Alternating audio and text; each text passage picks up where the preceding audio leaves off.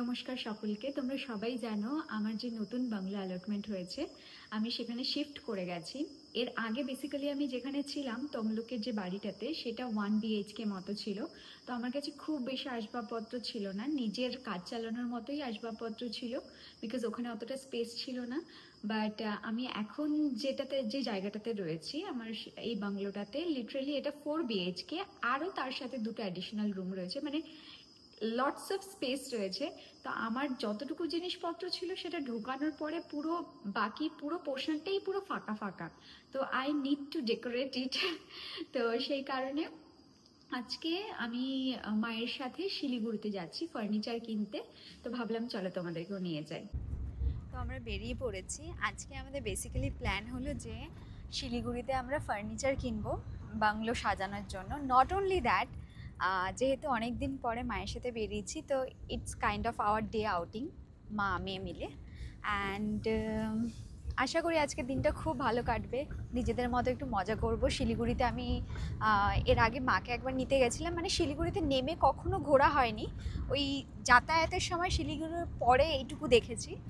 But আজকে একটু মল এইসব জায়গায় ঘুরবো, তো আশা করি ভালোই লাগবে। আর এই যে আমার মা, সাথে মা আজকে সুন্দর সেজেছে।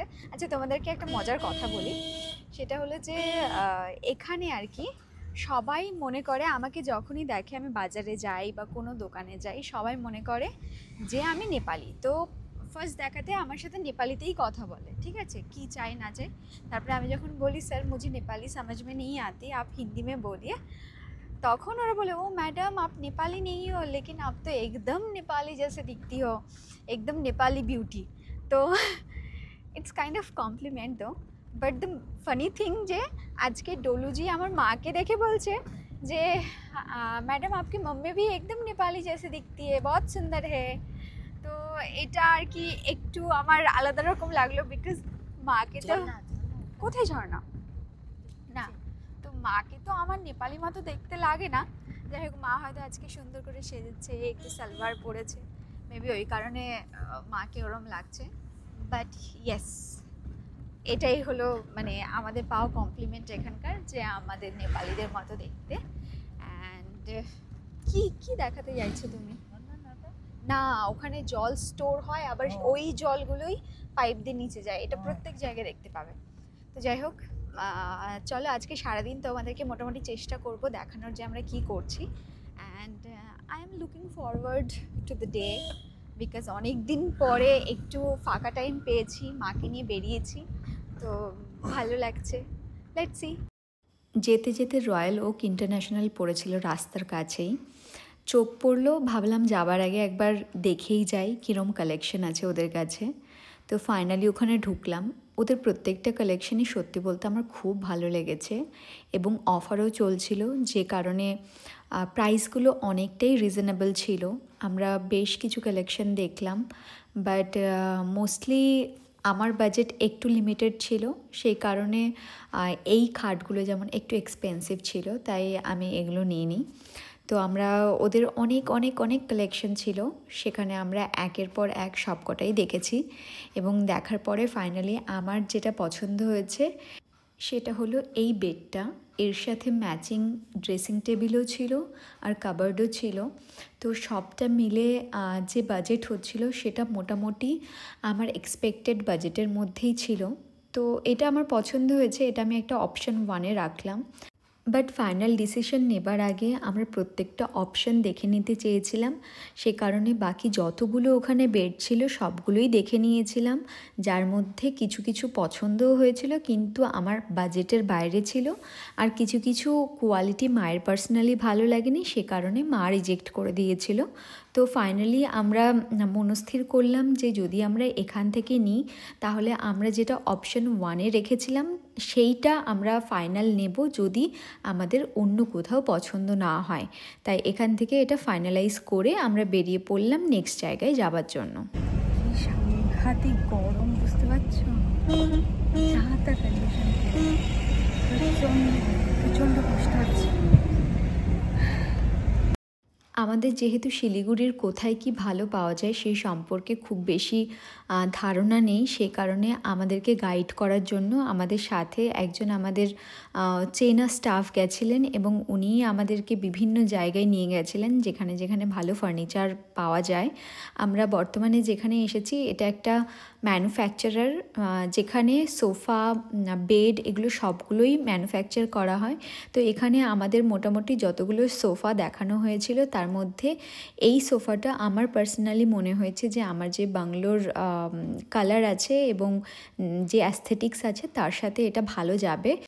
তাই সোফা সেটটা ফাইনালাইজ করে আমরা একটু ডাইনিং সেটও দেখছিলাম, বিকজ আমার কাছে ডাইনিং সেট কিছু ছিল না, আর বাড়ির লোকজন যখন আসে তখন একসাথে খাওয়া দাওয়া করতে খুব অসুবিধে হয়।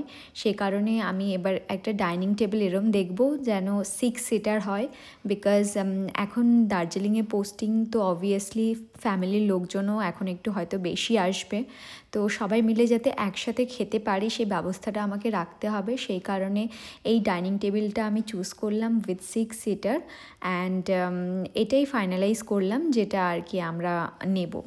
সোফা আর ডাইনিং সেট নেওয়া হয়ে গেছে, খাটটা এখনো নেওয়া হয়নি, আর আলমারি নেওয়া বাকি আছে। ব্যাস এই দুটো জিনিস নেওয়া হলেই হয়ে যাবে। এদিকে এসো, এদিকে এসো।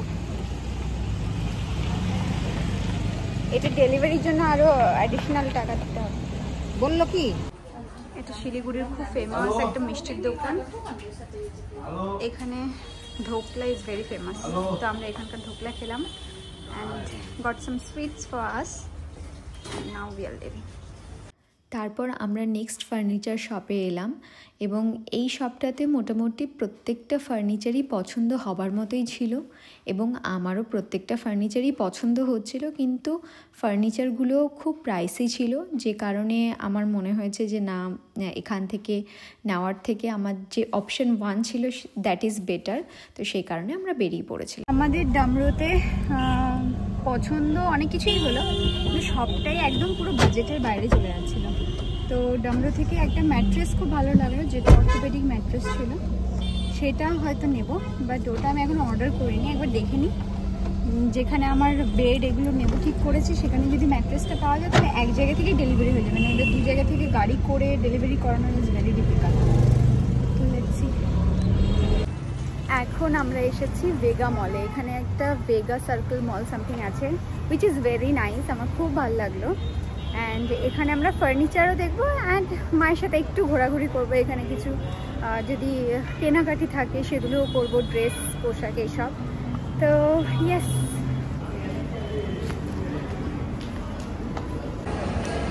আমরা অনেক দিন KFC-তে খাইনি, তাই KFC-তে খেতে এসেছি। And we are having this meal for 2. একটু বিশাল মেগা মার্টে এখান থেকে রাগ নেব, তো এখান থেকে রাগ এসব নিয়ে। হ্যাঁ মা, পর্দা নিয়েছি আমি, অনলাইনে অর্ডার দিয়েছি কিছু দিয়েছি। চলো, তুমি ম্যাট দেখো, রাগ টাইপের দেখো,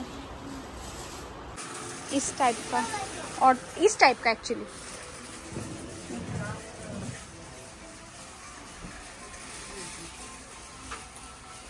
हाँ, ये कलर मेरे उससे अच्छा जाएगा ना।